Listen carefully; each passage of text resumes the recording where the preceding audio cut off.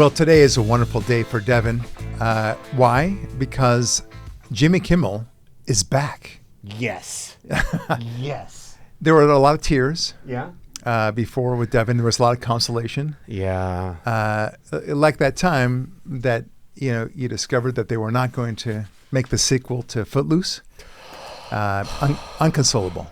That was a tough time for Devin. We needed a sequel. Yeah, I know. But as a practical matter, there wasn't really anything to do. I mean, they're originally going to make it a movie about bowling. Yeah. In the same way that Footloose was about dancing. Yeah. But people were not as energized about bowling. Yeah. So it just didn't work out. Anyway, he was inconsolable, my friends. Anyway, Jimmy Kimmel is back. ABC has said on Monday that Jimmy Kimmel Live would return to its airwaves on Tuesday, ending an impasse that had begun last week. Last Wednesday, we made the decision to suspend production on the show to avoid further inflaming a tense situation at an emotional moment for our country. The Walt Disney Company, ABC's parent company, said in a statement. Yeah. It is a decision we made because we felt some of the comments were ill-timed and thus insensitive. The statement said, "We have spent the last days having thoughtful conversations with Jimmy."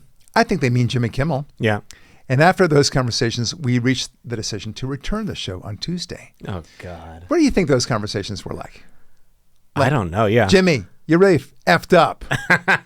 Don't do that again. No. Yes. But what is that ill-timed? Like, in 4 months, if he says it, like, yeah, that shooter was like totally cool. Yeah. Oh, yeah. If he That said would have it been 4 months from now. Yeah. Then what's that movie from Crimes and Misdemeanor? Humor is tragedy plus time. That's the Alan Alda character was fantastic. Anyway, the network had removed Kimmel indefinitely last week. Blah blah blah, explaining why. Okay. Here. After a top Trump regulator and many conservatives said that he had inaccurately described the politics of the man accused of fatally shooting the right-wing activist Charlie Kirk. Oh, yeah, it was inaccurate. That's the word. No, it wasn't nasty. It wasn't designed to create political friction. Not at all. Yeah. Sons of guns. Yeah. Yeah, I said it. I said sons of guns. Yeah. The subsequent suspension of Jimmy Kimmel Live almost immediately morphed into a flashpoint for free speech in America. Actually, no. It's what you want it to be, right. A flashpoint of free speech. But it had nothing to do with free speech. No. It was about being an a-hole, thinking he could say whatever he wanted on ABC. Right. And that the affiliates just had to take it. Yeah. Well, the reason why the show collapsed and was suspended, and I think he still has this problem, is 62 of the affiliates said no mas. Right. We don't like this guy. We're losing money with this guy. And they're still not picking him up. So he's back, but not with those 62 affiliates, which is going to be a big problem for them. They'll eventually have to let him go. Right. I mean, at what point do they say, okay, we're losing so much money that we're gonna go down with this ship? Why? Yeah. I mean, it's not that he's not making them any money.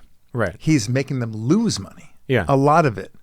So what amount are they willing to keep paying to save face and to say that they didn't cave to the Trump team or whatever? Yeah. Now, I will say that their argument was that somehow it was Trump putting on the pressure. But wait a minute. If now he's back on, was it Trump putting him back then? Right. So you said it was Trump. Now are you willing to apologize to Trump? Yeah. For saying that? Because it was a bald-faced lie. Yeah. It was the Disney company. You can have a beef with Disney. Anyway, look, I've been on Newsmax and News Station and a whole bunch of other shows about this very issue. And people seem so flummoxed, so confused. Flummoxed is the word of the day. Exactly. Yeah.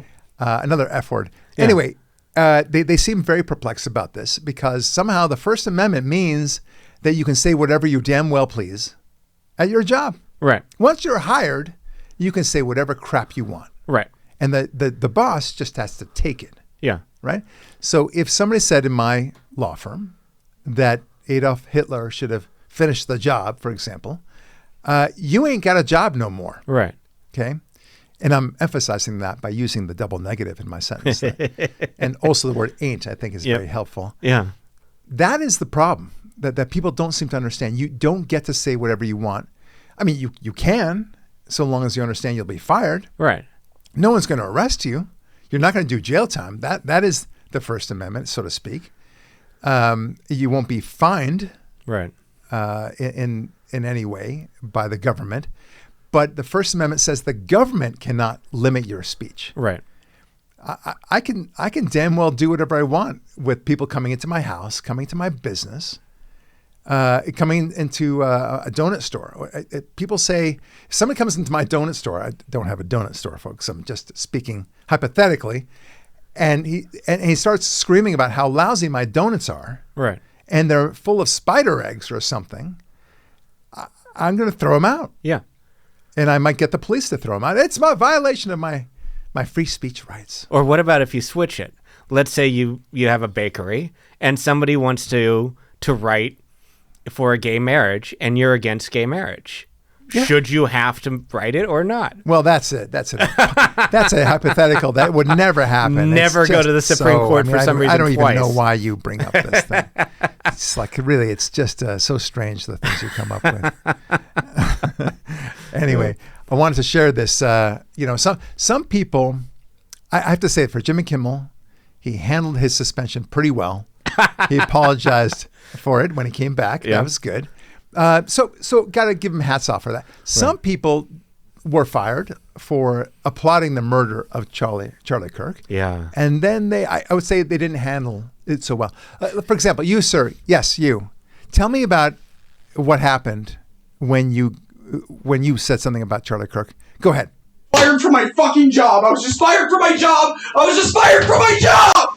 I was just fired from my fucking job. I was just fired from my fucking job! Now I have nothing but this! I have nothing but this website! I have nothing anymore! I have nothing! I have nothing anymore! I have nothing anymore! I have nothing anymore! I have nothing anymore! Ah! Ah! Ah! Ah! Ah! Well, the good news is that he's a tranny. Oh, yeah. And he feels, he's got that for him. Right. Because you can do whatever you want as a transgender person. So that's good. Yeah. So he's got that. A lot of his future is wide open. Yeah. Okay. It's really funny. So, but sir, you seem to be taking this very hard. Yeah. I got to tell you, they're so shocked. They're so shocked that, I mean, obviously, I'm kind of presenting this video for kicks and giggles. Right. But at the same time, it does reflect how shocked they are that they can't say anything they want. They can't crap on other people. Right. And their viewpoint is the only viewpoint allowed. Yeah. I think that's what's so telling about this. I wanted to present this, yes, for fun at the same time, but really to show you how the left really thinks. Yeah. And they're very shocked. Now, what's also interesting about all this is that you have people surprised, generally speaking. They never communicate with the right. Right. I mean, take a listen to Van Jones, for example. He talked about his encounter with Charlie Kirk, who had apparently reached out to Van Jones the day before he was killed. Oh, yeah. And said, let's have a reasonable conversation. Let's debate agreeably. Right. And Van Jones, who I do respect, by the way, yeah, but he doesn't talk to the conservative, to the right very often. No. But nevertheless, I respect him more. He does call out the BS on the Democrat side quite a bit. During the campaign, he said Kamala Harris was losing it and was not acting appropriately and was saying stupid things, including what's his name, Tim Walz, right, saying stupid things. But Tim Walz? He was an honest broker yeah, when it came to his description of what his own party was doing. So, but still, he's surprised. Yeah. Take a listen. Hey guys, I've decided I'm gonna do something. I'm gonna share something personal that I wasn't sure I was gonna share, but I think it's important. Charlie Kirk and I were not friends at all. In fact, the last week of his life, we were beefing hard, beefing online, beefing on air. But the day before he died, he did something that shocked me. He sent me a personal message. calling for personal dialogue, wanted me to come on his show. He said we could be gentlemen together. He said we could deal with our disagreements agreeably. And in the past week and a half, just watching people talk about civil wars and censorship and all this stuff coming out of his death, I just thought it was important to let people know, don't put that on Charlie Kirk, because the last day of his life, he was reaching out to have not more censorship, more conversation, more dialogue with somebody who honestly was one of his adversaries, me. And I just want to share that with the world. And I hope that maybe it might help somebody on both sides deal with issues more like he did. Okay, so why do I present this? First of all, I applaud Van Jones for bringing this out and having his own epiphany and sharing his epiphany. Right. But I bring it out again for the same reason that I brought out that transgender guy screaming for being fired. He was shocked, truly shocked. Yeah. Why are you shocked, Van Jones? I mean, the transgender kid, he's an idiot. Okay, he doesn't have any nachas, no sense of sensibility, Right. No intelligence to this guy. I mean, but Van Jones is a mature adult, a very good commentator. Like I said, he's an honest broker when it comes to calling out the left for what it is. But he says he was shocked. Yeah. Why? What is it about the right that shocks you? You see time and time again how when something bad happens to a right activist like Charlie Kirk, there's no riots in the streets, right? This is something that Erica Kirk noticed, pointed out during the funeral. There were no riots, and we didn't anticipate any riots. No one talked about, I wonder if there's going to be riots, and thank goodness there are no riots. Nobody boarded up windows. We talked, I guess, about last week. Yeah. But this is time and time again. Nothing like that ever happens, and nobody asks the question, why? Right. And I think the reason why is that we have guardrails. We talked about that last week. They don't have guardrails. And so let fly with any emotion that comes to mind, that enters your heart, enter your brain, enter your spleen for that matter. They get to just vent. And it's like the Baltimore mayor said, we gave them room to destroy.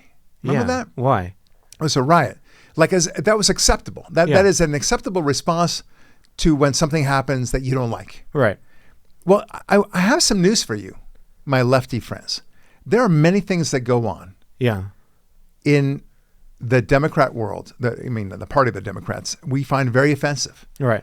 We don't tear down things. Yeah. It's your team that tears down the statues, for example, that sprays, what are the paint sprays? Yeah. That's what I'm looking for. Spray paint. Spray paints. Yeah. Graffiti over things that you don't like. Yeah. You beat people up. Yeah. You attack ICE agents. You mob around conservatives. You refuse to let them speak on campuses. Right. Except for Charlie Kirk. Thank God he was able to do that. But even then he had to have security in a massive way. And he was killed. Yeah. Ben Shapiro will speak to the same issue. Yeah. Why is it that you can't see all those things and say, maybe we're the violent party, we Democrats, not the Republicans? Why am I so shocked by this? That Charlie would reach out to me, Van Jones, and say, hey, let's talk. Maybe that's what they actually do all the time. Right. Maybe they don't go out and beat people like we're imagining in our heads. Yeah. These days. And P.S., a lot of the violence in the past 2 weeks alone have all been from the left. For a very long time. And it's a drop in the bucket when you try to shoehorn this concept that somehow people on the right are causing mayhem and violence and killing people. It just ain't true. Right. I mean, give me examples if you like, but the first things that come to mind is, these attacks on the two Jewish, the Israeli staffers in D.C. They were killed by somebody who, it turns out, didn't like Israel. Right. Yeah.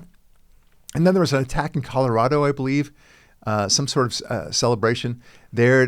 He said, free Palestine, and he started shooting up that place. Yeah. Free Palestine is the new groove word, that lets you do anything. It's like a password. Before you shoot up the place, you have to say Free Palestine, Right. and then you can go to your heart's delight. Yeah. Then of course, the Charlie Kirk murder. Yeah. You have more and more of these things. I mean, Right. the shooting in Minnesota. Yeah. Of the church kids. The North Carolina or South Carolina. The North Carolina. North Carolina. Yeah. Nashville, also transgender attack. Upset with the church there. They would love to say it's both sides, but it's really not. It's all coming from the left. Yeah. And I wish they would kind of look at this as a tally. I mean, okay, in my house we used to play a game. Yeah. It's about The Simpsons, and you would name a character of The Simpsons. Yeah. And whoever couldn't think of a character of The Simpsons, after 5 seconds, he's out. Oh, okay. Okay, so there are a lot of characters in The Simpsons. Yeah. It's a very fun game, especially for little kids. Right. But you wouldn't play that anymore. But I would like to play this game Yeah. where they get to say all the people and all the incidents of people on the right attacking lefties, whereas we get to play we start spouting off all the lefties who attack people on the right. I'll tell you this. How quickly Yeah. would they lose the game? Right. And I'll tell you, this is absolutely a right-wing game. Do you know why? It involves dialogue. Oh, that's right. And that's why your point is so brilliant. With Van Jones, he was surprised because I didn't even think between the liberals. If conservatives have beef, we talk to each other. Yes. We have a dialogue. Yes. And he was floored because he's never been in a world where you have beef. Hey, you know what? I have an issue with this. I have an issue with this. That's not his world. Yeah. They're going to burn something down. They're going to stab somebody. They're going to shoot somebody. It's not about a dialogue. And that's what you're saying is so profound because that's what separates us. Charlie Kirk, who wanted an organization where he had people who most disagreed with him in the front of the line to talk with him, versus Van Jones, where he's saying, we've had a public beef for a couple weeks now. Maybe we can talk about it? Well, it's all the accusations of fascism Yeah. and communism Yeah. and expressing, the end of democracy, right? Let's take a listen to that point. Your girlfriend, Talib, Yeah. man gets around, yeah. having a confrontation with, what's his name? Byron Donaldson. Okay. Donaldson? Yeah. Byron Donaldson. Yeah. And it really shows everything that you need to know that's going on in the country. Check it out. Defames or paints Washington D.C. in a way that you all haven't really truly seen. You're just reading it. No, you're just reading it or something off of some. Will the gentlelady yield to a question? Yeah, I think it's really important. Will the gentlelady No, I don't yield? yield. I don't even have time.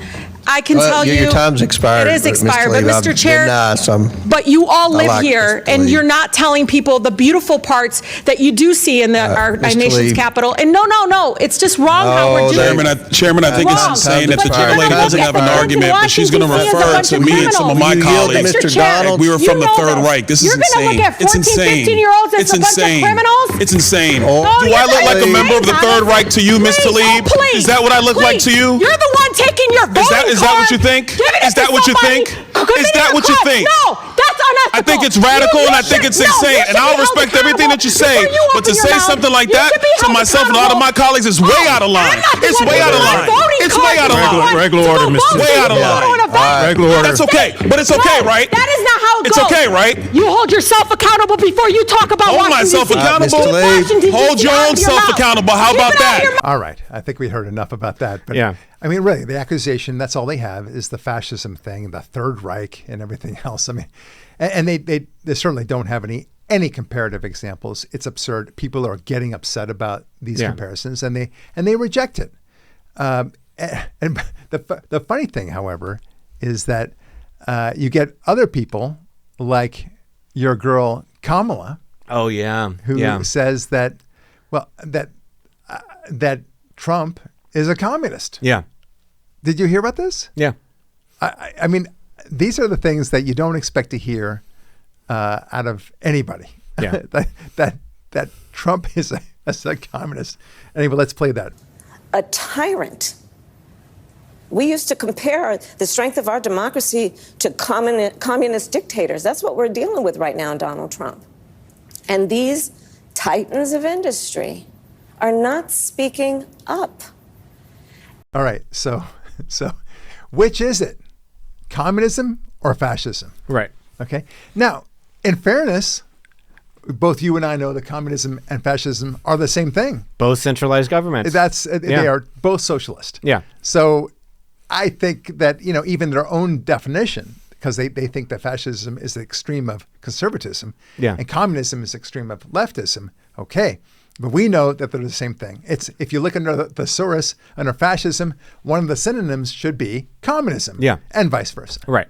But I don't think she got that memo. No. But it's really funny to hear this, isn't it? I mean, it's really, he's a communist. Yeah. At least we agree communist are bad. Like, yeah, that's great. Okay, so what's her name? Crockett? Jasmine Crockett. Yeah. She goes on a tear. Yeah.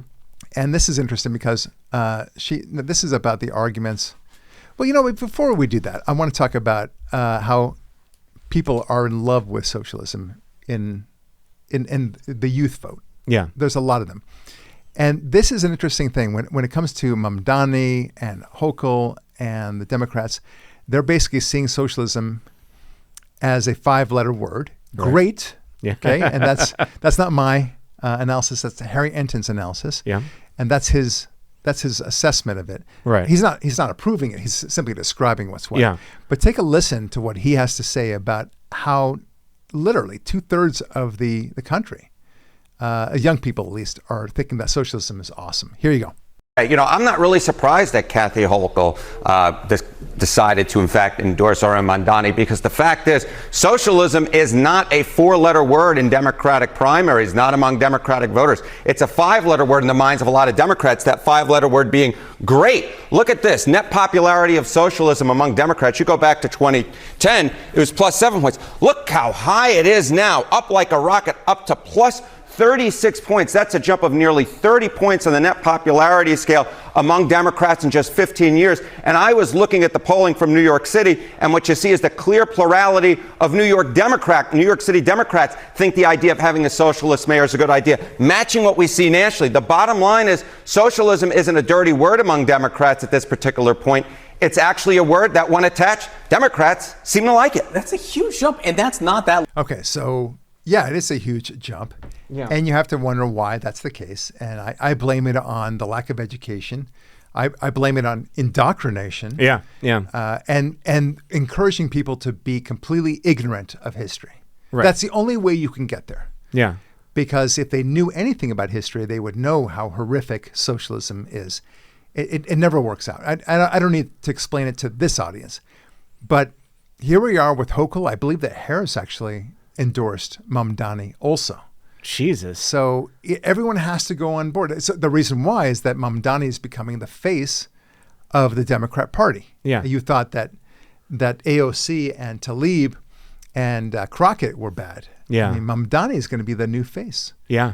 And he's young and he's energetic. I'll give him that.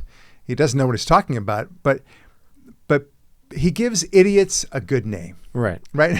He lets them feel like, hey, I can be stupid too. Yeah. Because Mamdani is saying these idiotic things.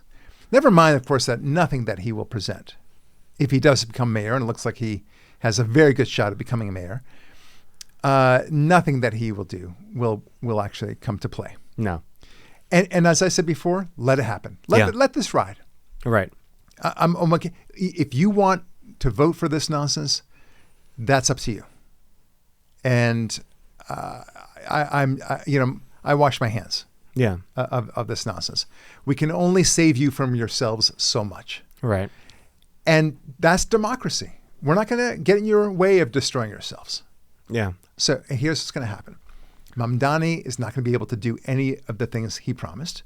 In the process, he's going to, open up the jails. He's not going to enforce criminal behavior and such. It's going to become even more of a cesspool than New York has become. And then people are going to be upset with him. And then they're going to say this is a disaster. Yeah. And they're going to show, like I said, he's going to be a poster child for the disasters of socialism. Right. And they're going to have to own it. Yeah. And I don't think the Democrats see that far ahead. They don't see that Mamdani might be an actual liability. It's one thing for AOC and Tlaib and Ilmar and Crockett to say these idiotic things in Congress. Right. Because they're not actually executives. Yeah. They're legislators. Right. They don't have to be accountable to anybody. What happens when Mamdani, who will be an executive, at least of New York, doesn't provide the free buses, or the free buses are impossible to enter because they're full of feces and urine, because people are riding them as homeless mobile centers, and they don't get the free health care, or what else did he offer? Oh, yeah, the grocery stores at dirt cheap prices, but they're fantastic fruit and vegetables. It's going to be awesome. Yeah. New York City is going to have cheap fruit for us. Yeah. Oh, absolutely. Yeah. It's going to be great because government gets things done. Right. If we know anything from the DMV. Yeah. Okay. It's going to be awesome. But, okay, kol hakavod, as we say, all the honors, just go for it. Let's see what happens. Or better yet, behetzlacha, which means go to it. Yeah. Okay. Or it's interesting. See what happens. The main question I would have is there's no way he's going to ever admit that he did anything wrong or they'll do anything because they are good and conservatives are bad. Who is he going to blame? Oh. What scapegoat is he going to pick out and relentlessly attack to get everyone not talking about him and his failure? That's the question with his administration. That's a great point. No, they're always going to blame somebody. I mean, look, we see this with Israel. Everything that's gone wrong in the Middle East is because of the Israelis. Right. Correction, those damn Israelis. When bad things happen in the rest of the world, it's those damn Jews. Right. It's really weird. Yeah. But that's the way. Now, I spoke to this a doctor liberal a while ago, and he didn't know that I was conservative. And I just wanted to talk. We were going to be on a mountain biking trip for 5 days together. Wow. So he and his son were there, and I realized I didn't know his politics, and I had to be careful. Yeah. And I had 2 baseball caps because, you're outside a lot, right? And one of them was some Republican hat. Yeah. Okay? It was like Republicans for Israel or whatever, one of those things. And I had it in my duffel bag. I was about to pull it out. I was literally, pulling it halfway out. And then I asked him, because I knew he was a doctor, and I said, so tell me, you're a doctor, right? Yes. How has Obamacare affected your practice? Yeah. I figured that would elicit a response that would tell me one way or the other where his politics was. And I was right. Yeah. So he says, it would be great if those effing Republicans didn't F it up so badly. Yeah. Okay. Yeah. I got my answer. I put back that baseball cap and I found the other one that didn't have any political message at all on it. Jesus. It's very funny. Yeah. For the you got to have a scapegoat. He kept on talking about how awful Trump was and everything. I think it was just amazing. Oh, God. Anyway, why do I say this? It's people, because he wanted to blame the Republicans even for the lack of success of Obamacare. Obamacare is a disaster. Yeah. I mean, everyone listening to this knows that their insurance has gone way up. Yep. Okay, it is not a success. Yeah. So Democrats are quietly hoping that nobody talks about it. Right. Fascinating. Yeah. But I don't want to talk about Obamacare. But I want to talk about your point is that they always look to blame somebody. Yeah. And they found it. With Obamacare, but Mamdani will find it too. Right. The last thing he'll say is, you know what? We really ought to rethink this socialism business. Because I found out that you can't really direct the resources as efficiently with government as you could the private sector. Right. You know what? I'm kind of a believer now. Nope. It ain't going to happen. Nope. So, behetzlacha, as they say, like I said. Oh, God. All right. Let's see. This is kind of a fun thing. So, Jasmine Crockett. Yeah. I got to talk to her about it. This is something she said. Yeah. That, well, I'll just let her speak for herself, but basically she believes on the issue of crime that, it may be that it's just a state of mind. All right? Yeah. Here you go. Check it out. How do you fix it? How do you make communities safer? And I do think that I'm in a unique situation because I was having the conversations with people that were going out and committing crimes. And so I understood what was kind of pushing them there. And so I do want people to know that just because someone has committed a crime, it doesn't make them a criminal. That is completely different. Being a criminal is more so about your mindset. Committing a crime can come for a lot of different reasons. Okay, so this is a fun one. Yeah. What I love is the guy. His name is Van Bess, I guess. Yeah. His podcast is called Getting Better. I want to give him credit for that. And this Van Bess guy, while she's saying it's just a state of mind, he's like rocking his head, like his hippie long hair, like, yeah, totally groovy, baby. And it's really fun. But a couple of comments. One is that she says, I've had the occasion to spend a lot of time with people. I talk to these people and they don't feel like they're criminals. Oh, you don't say. I'll tell you something, lady. Every single criminal in court feels that they have been unjustly arrested, that they don't deserve whatever penalty they're about to get. And not only that, even in the civil law, because I'm a civil lawyer, I can tell you everyone that is on the other side of my case believes that their cause is just and that my client is the one victimizing them somehow. Even when they've totally defrauded my client, they feel that somehow they were right to do so. Yeah. I've heard it all. Oh, yeah. So the fact that you've talked to these criminals and they feel very good about themselves, because most of these are psychopaths, right? They're very narcissistic by nature, and they're full of self-esteem. And now she's listening to these people. What she said, what pushed them there? Remember that? Yeah, because they're victims. Yes. They're the victims in the courthouse. They were pushed. Yep. What would you do if you were pushed, right? You'd become a Democrat and then a criminal, but you're not a criminal. I needed the money. Yep. So I robbed the bank. Yeah. My daughter needed the medicine. And there's every justification for committing a crime that you can imagine.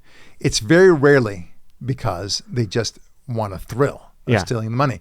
And even if they do want a thrill, which is often the case, they'll say it's because the white man has put them down and they've got it coming to them. Yeah. So they've robbed me, so I'm just taking back the money that they've robbed me. Yeah. Okay. Anyway, it's you see this woman, and it's all a state of mind. Right. That's her phrase. So a state of mind is not just for New Yorkers anymore, right? Yeah. Because that's what you think, right? Yeah. The Billy Joel song. Yeah. Yeah. Yeah. Is it Billy Joel? Yeah. I don't know why I thought it was Frank Sinatra. That's funny. Yeah. Anyway, so I thought that was very funny. So here's another related, I guess, 2 videos in one clip. You gotta take a listen to this because this really says it even more. Okay, check it out. I want to be clear that law enforcement isn't to prevent crime. Law enforcement solves crime. Okay, that is what they are supposed to do. They are supposed to solve crimes, not necessarily prevent them from happening per se.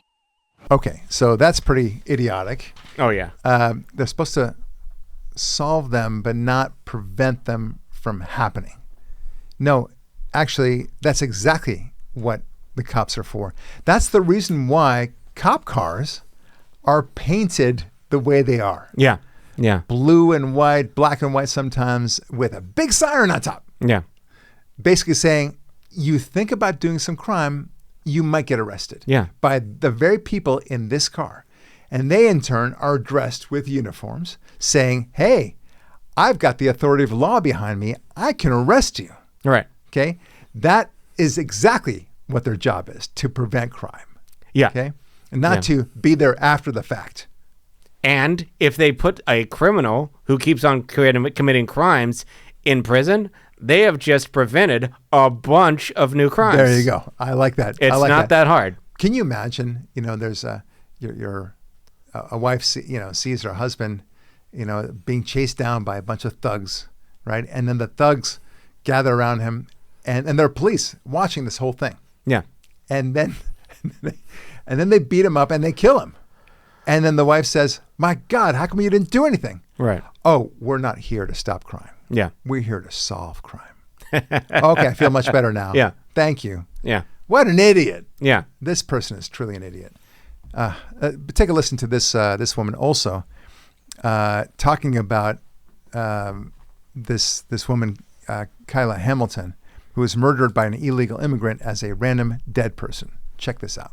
You take a situation and then you exploit what has happened to not only that person, but you exploit those families and you make it a game. Stop just throwing a random dead person's name on something for your own political expediency. Random dead person. Yeah. You know, I think of every human life as infinitely valuable. A random dead person. Can you imagine a congresswoman speaking about your child as a random dead person? Yeah.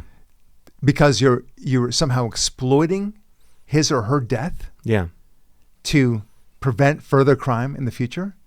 Your child is now a random dead person. Yeah. This is the callousness of the left. Yeah. Yeah. You know, recently I was on Newsmax with the Greg Kelly show, and I wish I had the clips here. They were asking students on campuses everywhere, did you hear that Charlie Kirk was just killed? And they were responding for the first time to his death. Yeah. And they were all saying, I mean, obviously this was edited, but they had more than enough people saying, good, awesome, that's a beginning. One girl said, girl, it's about time. And this is the callousness of the left. Yeah. It's callousness in two ways. One is what I just described. And then callousness describing to minimize, to dismiss the life of these people. And then a third kind of callousness by not talking about the subject at all. Yeah. The latter being, for example, that poor Ukrainian girl who sat in the subway, I believe in Charleston, Charlotte, in North Carolina, in the subway, and she got brutally killed. Yeah. By a crazy man behind her who happened to be black. Right. But that they couldn't abide by that. And the reason why I bring it up is because he was black. If he was white, then they might talk about it quite a bit because, after all, white people do bad things too. And he would have been put in prison if he was white. Oh, for sure. Or so here we are with this callousness that goes beyond, I think. And it kind of goes back to the Van Jones aspect that we were talking about, because Van Jones was so surprised at the civility of the right. Right. And that's who we are. We're civil. They are not civil. And it's something I really think bears repeating and bears emphasis. They are not civil. No. The amount of hatred that has happened, the amount of violence that's happened in the past 3-4 weeks, for that matter, for decades. We could go toe-to-toe comparing violent acts by the left against the right versus right against the left. And even with the broadest definition of what a conservative is, they would win, so to speak, by a boatload. Yeah. There's no comparison. But they really want you to say that this is a both sides argument. Because they're in a cult. They are absolutely in a cult. You compare Charles Manson, the family, to everyone. Not everybody. Charles Manson never killed anybody or was never convicted of it. Right. But they were pigs. They were evil. That's right. That's why they had to do that. And it really is, they cannot talk to the other side. Yeah. They're insulated and they don't see the other side as human. It is a cult. Yeah. Well, this is where, this is from Town Hall. They're talking exactly about the disgusted response that many people on the left are now finding, and they're fleeing the party, appalled by these celebrations over Charlie Kirk's murder. And I just want to kind of showcase a couple of tweets. One is from this woman, Shameful Zapata, 31-year-old avocado farmer. He wrote, "I'm switching parties to protest. I understand that the right also has certain character flaws, but it doesn't culminate in sympathy for political violence." Yeah. He told the Post after seeing some Democrats' jubilation over the killing. Attempted assassinations of presidential candidates, public executions of healthcare CEOs, oh yeah, I forgot about that one, and political influencers seem to be in line with what leftists want, he said. After all, in revolutionary socialist doctrine, political violence is necessary and justified, which is why we see so many people trying to intellectualize these assassinations in the first place. I just simply cannot align with the direction things are going in. Okay. Another person, Christopher Elton, a restaurant manager from Bucks County. He's 56 years old, so no spring chicken. Told that Kirk's death definitely encouraged him to register as a Republican last week. Nice. There's more peace on the right compared to the left, he said. And I'm almost embarrassed for voting left in my life, he said now in an interview. I was always more of a policy voter than party affiliated. I slowly moved toward faith in religion and Jesus and learned a lot through Charlie Kirk. He wasn't argumentative. He brought you facts, Elton said. If he was wrong, he'd be the first one to say it. Yeah. Jennifer Say, S-E-Y, writes, I registered as a Republican last week. I want it noted that people are fleeing the Democrat Party, and we are all well past caring about being smeared as alt-right. Yeah. It's dumb. Thanks to Chadwick Moore for including me in your article about why we are fleeing. I want it noted. I want the record to show that people are for the stand right now, and standing tall right now. The vibe overall on the left, and certainly most of my life, and she goes on. I don't want to continue, but somehow she's saying that they're agreeable to murder. Yeah. That in certain circumstances it's okay. Oh yeah. And there was a poll that came out exactly to this score. 25% of Democrats feel that political assassination can be appropriate. Yeah. Depending on the circumstances. What are those circumstances? Not clear. Yeah. Maybe it was okay to kill the CEO of the insurance company. Yeah. Maybe it was okay to kill Charlie Kirk. Who knows? They all think that. So many monsters out there. And it's so disgusting. If they don't think that those killings were appropriate, then presumably there are some killings, if you're part of the 25% crowd, there are some killings that you do feel were justified. Some circumstances that are justified. Tell us what they are. Yeah. And I suppose it would be something like, somebody, espousing hate and fascism and, trying to take away democracy, then it's okay to kill them. Okay, Right. But you are saying that about Charlie Kirk. You are saying that about Donald Trump. So would it be okay to act on that? Right. And that's where they call us fascists. And they also say it's okay to kill fascists.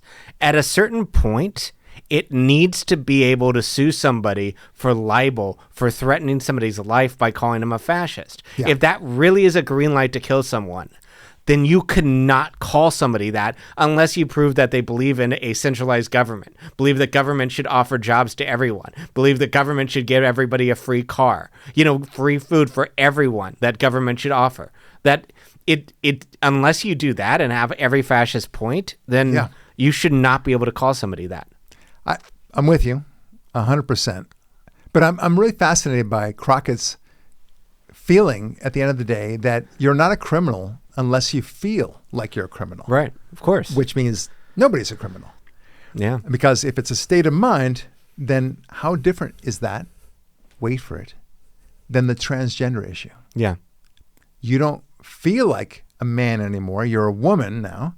Therefore, you're a woman. Yeah. See, I thought that it was just a joke during this whole transgender issue, but here we are. Yeah.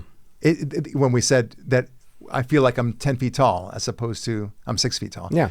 I feel like I'm an NFL player, right? I'm a basketball star. Right. But of course I'm not. But now you can say you're not a criminal even though you're doing criminal things, right? Yeah. So if you murder somebody, does that mean you're not a murderer if you don't feel like a murderer? The question is whether you're a Democrat or Republican, I think. Because I think you're a criminal by being a Republican, period. Well, it's these trans guys. Yeah. A lot of them are really so confused. But this would resonate well with them, right? They're already in the business of deciding that they're not what they are. Yeah.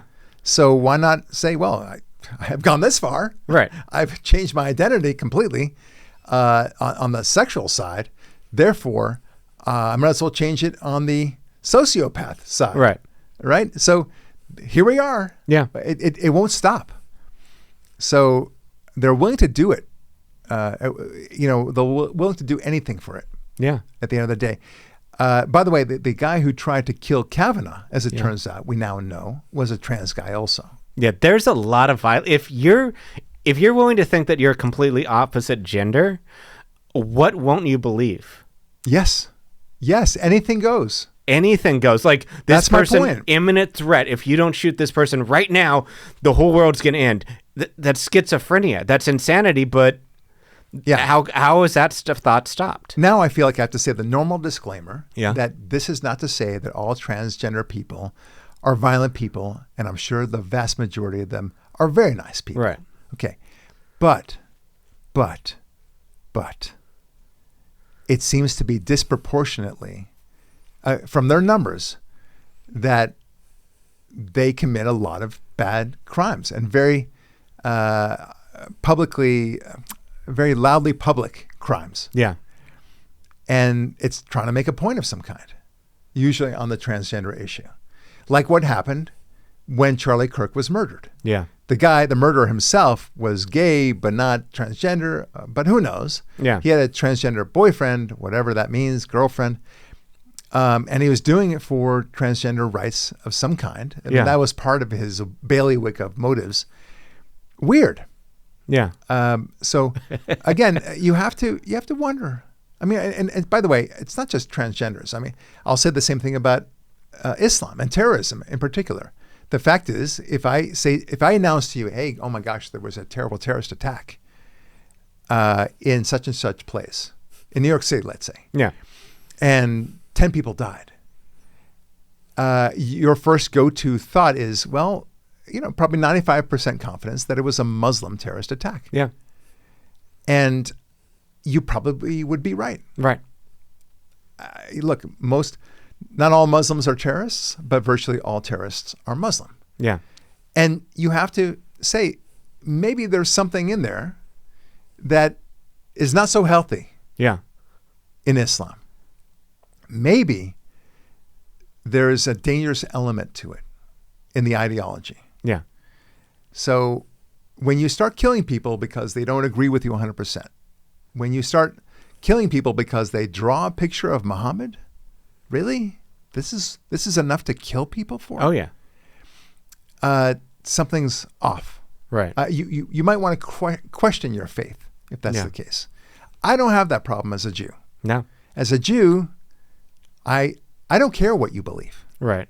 I don't think any less of you if you don't think like I do Jewishly. Yeah.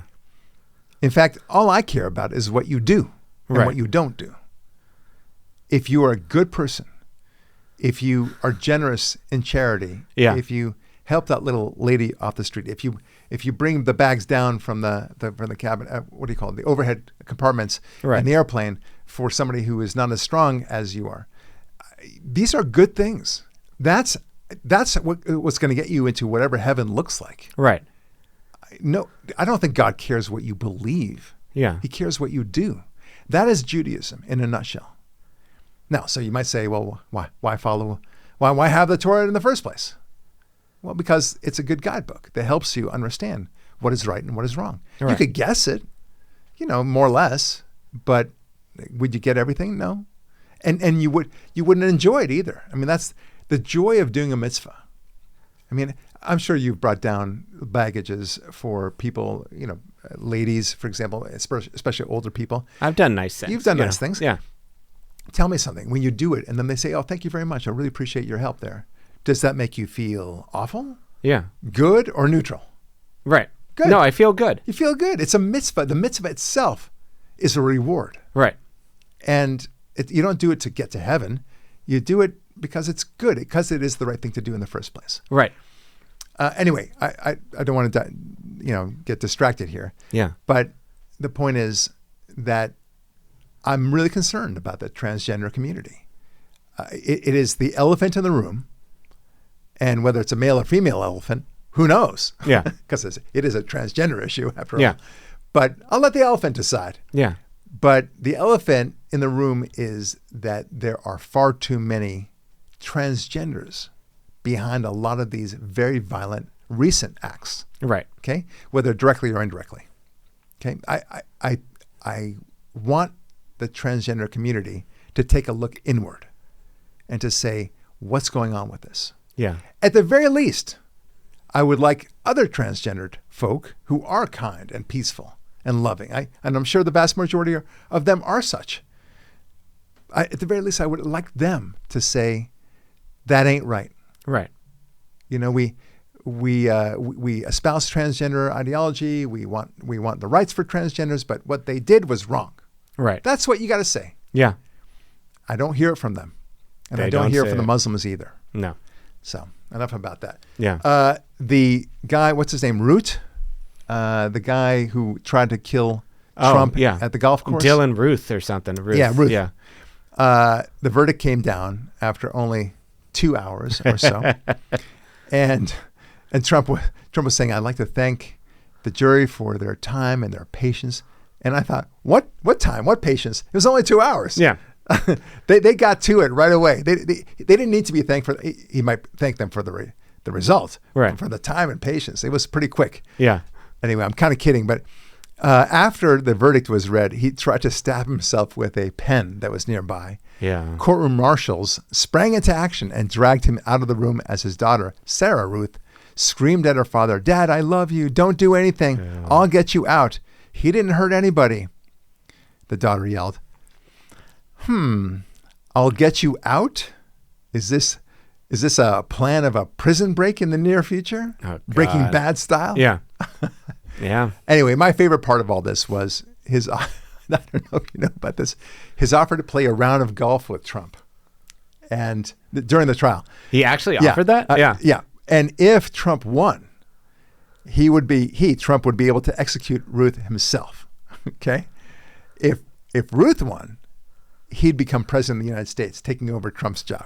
That's not how it works. For more on the constitutionality and procedural hurdles of this proposal, if accepted, we turn now to our own Bill Roberts in Miami, Florida.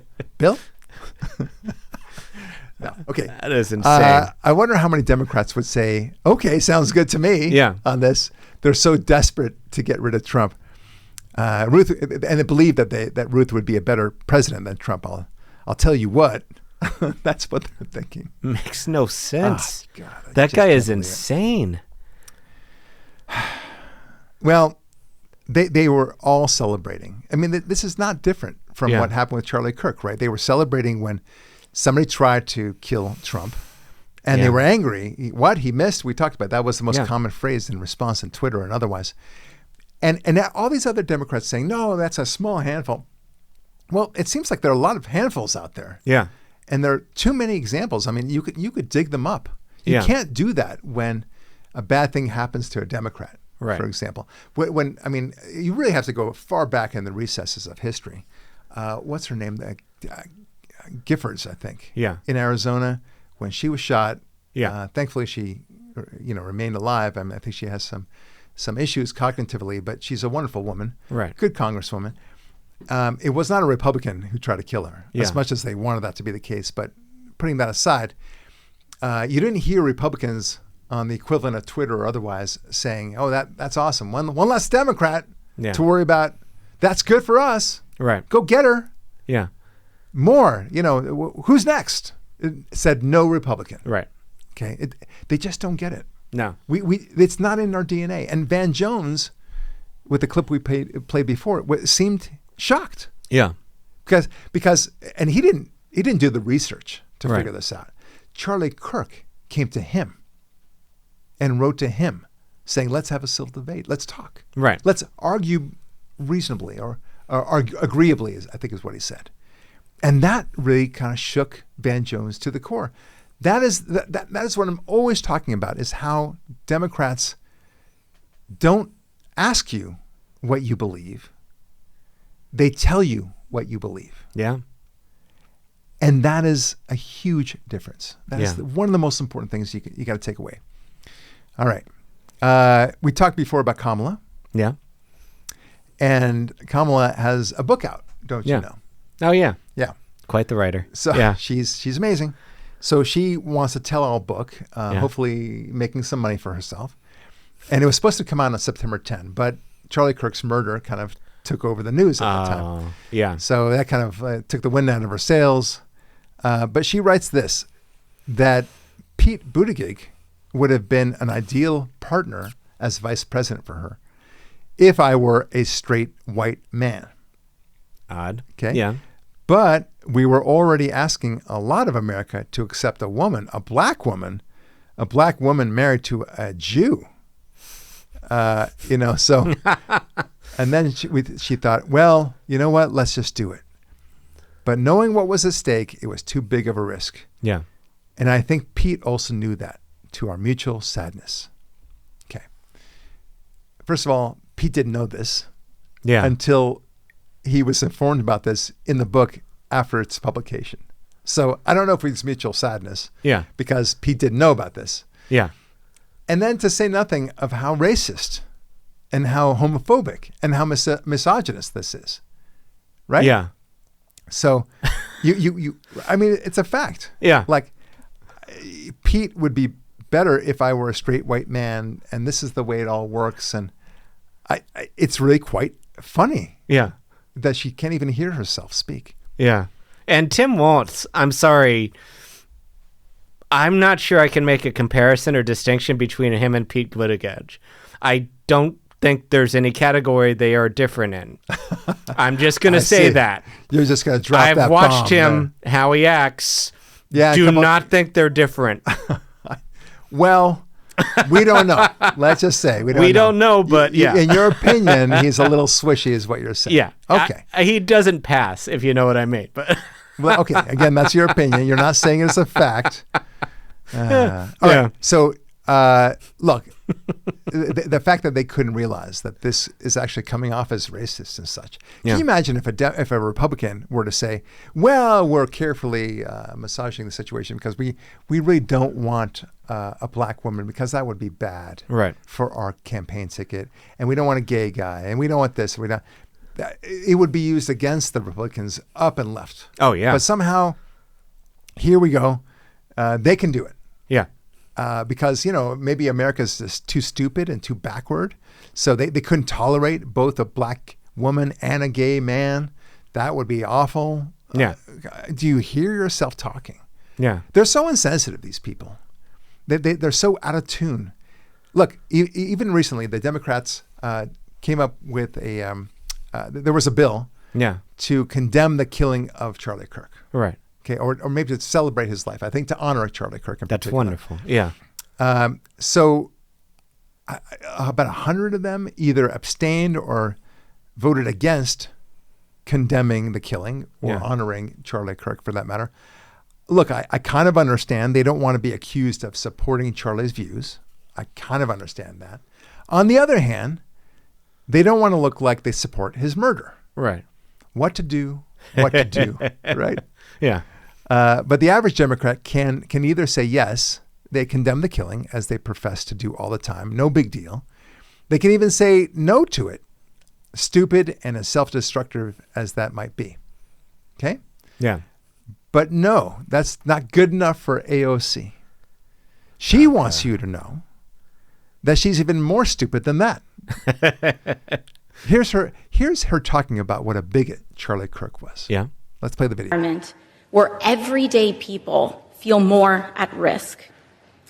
We can deeply disagree and come together as a country to denounce the horror of this killing. And it is not a license for the abuse of power and whitewashing of American history. Today's resolution only underscores the majority's recklessness by choosing to author this condemnation and honoring on a purely partisan basis, instead of uniting Congress in this tragedy with one of the many bipartisan options to condemn political violence and Kirk's murder, as we did with the late Melissa Hortman. Instead, the majority proceeded with a resolution that brings great pain to the millions of Americans who endured segregation, Jim Crow, and the legacy of bigotry today. We should be clear about who Charlie Kirk was. A man who believed that the Civil Rights Act that granted Black Americans the right to vote was a mistake. Who, after the violent attack on Paul Pelosi, claimed that, quote, some amazing patriot, unquote, should bail out his brutal assailant, and accused Jews of controlling, quote, not just the colleges, it's the nonprofits, it's the movies, it's Hollywood, it's all of it, unquote. All right, folks, so you heard this nonsense. She uses these vague words of bigotry, and you would think that Charlie Kirk actually created the Jim Crow South. Right. That he's responsible for slavery, for that matter. Oh, yeah. And he's such a bigot. And none of these things are true. No. Just literally, whatever she's quoting somebody else saying that about him. She's lying. She's lying. That's and it. I know this because I know Charlie Kirk. Right. And he loves the Jews. And for him to have said anything close to this, the Jews control Hollywood, the media, businesses, banks, and all that stuff, that is such crap. Yeah. That is a libel upon Charlie Kirk. Yeah. And shame on her. Yeah. For doing this. I'm so pissed off about this. Yeah. She's an evil woman to spout off this nonsense. But you know what? Stupid is as stupid does. Yeah. And she's just stupid. Yeah. At the end of the day, she can't vote yes or no, can't abstain. She wants to make clear to you why she's voting no, because we want to be clear that Charlie Kirk was a bad guy. Yeah. And I want to make that clear. Yeah. It's so offensive. My emotions are getting the best of me because I love Charlie. Charlie was a good friend. Charlie, was going to write the foreword to my book. Yeah. Charlie was going to be in my house. We were going to talk about Turning Point USA, and he was going to speak about Turning Point USA at my house, and we were going to raise funds for Turning Point. He did a blurb for me. I was on his podcast. Yeah. I mean, we were texting each other all the time. And we texted a lot about Judaism and Israel.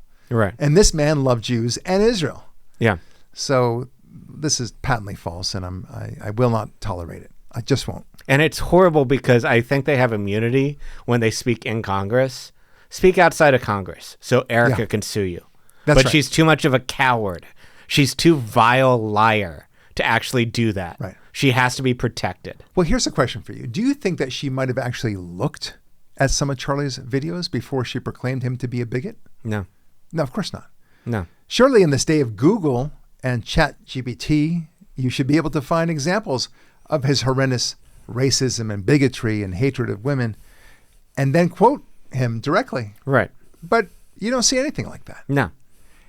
The most I saw was a claim that he had said that black women were inferior somehow. Yeah.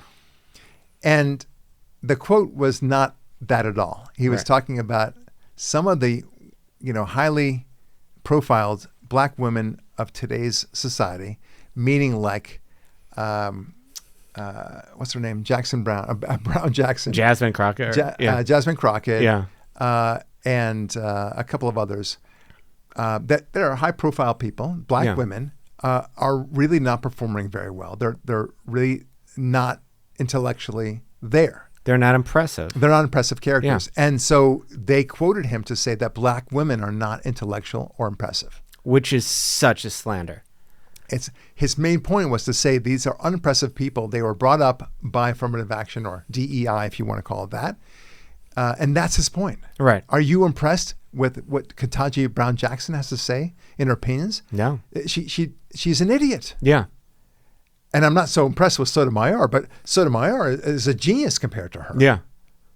Anyways, it's all right. I want to wrap up a little bit, but one of the things, since we're on Charlie Kirk a little bit, Matt Walsh brought up this very good point. Yeah. George Floyd versus Charlie Kirk. Okay. The comparison. The only thing that they have in common is that they were both killed. Right. Okay. Not murdered. George Floyd, he was killed. Yeah. Okay. Charlie Kirk was murdered, but they both died. Yeah. That's it. That's where it ends. And they're both men. Right. Okay. Matt Walsh brought up a fascinating point. Yeah. After Charlie Kirk died, the focus was not so much on the manner of his death. No. It was on the legacy of his life. Yeah. What he gave to the world, how he opened up American values, Christian values, a belief in God. As I said, he created permission to be conservative and made conservatism accessible. And he also exposed the idiocy of the left. Yeah. That's what they couldn't abide. That, at the end of the day, that's what's going on. But I don't want to go into that yet. When it came to George Floyd, all of it was about the legacy. No, sorry. All of it was about the manner in which he died. Yeah. When people try to talk about his past, even his own family said that he had a very unimpressive past. He was just a criminal. Yeah. So let's not talk about that. Yeah. So in one case, we talk only about the death of somebody and the manner of his death. And the other one, Charlie Kirk, is only about the life preceding his death. Right. I thought it was a great point. Yeah. Matt Walsh often comes up with some really good ones. I think I come up with some really good ones too. Yeah, definitely. But that one was a nice one. Right. Really elegant. All right, let's go to Israel. So Canada, Australia, the UK, France, and a few other countries have now recognized Palestine as a state. Yeah. Now, it's idiotic. To what end is this? But the important thing, Devin, is that these leaders feel good about themselves. Yeah. Never underestimate how important it is to feel good about yourself. Oh, yeah. Yes. Yeah. So, okay, let me understand this. How is it that you can recognize a state that doesn't exist? It's like recognizing the gypsies. Yeah. Right? We recognize the nation of Gypsy. Yeah. What? Where are they? Yeah. Where's their government? Who is? And these same countries that recognize Palestine also state very clearly that Hamas cannot be the head of this Palestine country. well, who is the head? Yeah. There's not even a government in absentia, Right. in exile, as you sometimes have. Yeah. Right? At least with Iran, we could say, well, the son of the Shah, who's Yeah. still alive, might very well be the leader of Iran. You could kind of play that game a little Right. bit. But who is it? Yeah. It's not Abbas. Right. It's not Fatah. It's not anybody. Nobody's vying for it. Hamas is complete control. So you got a problem there. And then you've got the land issue. Yeah. And then you've got the people issue. Where is what government do they have? Yeah. Anyway, you might as well recognize the state of Hogwarts. Yeah. I mean, Hogwarts is actually more of a real thing than the country of Palestine. Where is it? Hogwarts, I know it's fictional. Right. I get that. But at least arguably, you could say, well, there's Hogwarts. There's a place called Hogwarts. And they use magic to hide it. Yes. So you exactly can't right. see it. Yeah. But you could still get there. Yeah. Where is this Palestine? Right. Please define the borders, at the very least. Yeah. And are you going to put embassies there in Gaza? Right. Is that your motif there? How's that going to work? Yeah. Anyway, the New York Post writes, President Trump condemned moves by the Western nations to recognize the Palestinian state on Tuesday, claiming such steps would only reward Hamas for the atrocities committed on October 7, 2023. Yes. Friggin' yes. That is exactly right. Yeah. This man is so clear-headed. And that's why they hate him so much. Oh, yeah. Yeah. He doesn't mumble his words. He doesn't sugarcoat anything. He doesn't try to be diplomatic about it. It is so basic. Yeah. You are only rewarding Hamas for these horrific things that they did. Yeah. Trump called on the world powers to help him secure a hostage release deal rather than join the wave of countries that have formally recognized a Palestinian state. As if to encourage continued conflict, some of this body is seeking to unilaterally recognize the Palestinian state. The rewards would be too great for Hamas terrorists for their atrocities. Exactly. Yeah. That's what I love about this man. Yeah. And here's the other thing I love about him. You see, he loves Christianity. He loves the Jews. Yeah. And he makes no bones about it. Yeah. And this is what I loved about the recent funeral. The funeral of Charlie Kirk was beautiful. Oh, yeah. Just beautiful. It went off without a hitch. But I'll tell you a thing, was very commemorative about what Charlie did, what he stood for, how this TPUSA is going to continue on. It'll thrive like never before. I loved all of that. That's beautiful. But what I really loved, it wasn't Erica's speech, which was great. Right. Don't get me wrong. I liked it. She was very determined. She spoke from the heart. she shed more light onto Charlie than I ever knew. Right. Great. But what I loved was Secretary Rubio, Yeah. his speech, and Trump's speech. Yeah. Both of them did something that would never happen in any previous administration. They spoke about God. Yeah. Rubio in particular talked about his own love of Jesus Yeah. and Christianity and how important it was Right. in civilization. No holding back whatsoever. And Trump spoke about God Yeah. and how we need God back in America. We do. In all facets of society. Yeah. It will be a better society with God in it. No previous administration would agree with that. Yeah. Would play that game. No. And here we are. That's how strong Trump is. He's not embarrassed about it. He calls it like it is. He knows that a godless world is a horrific world.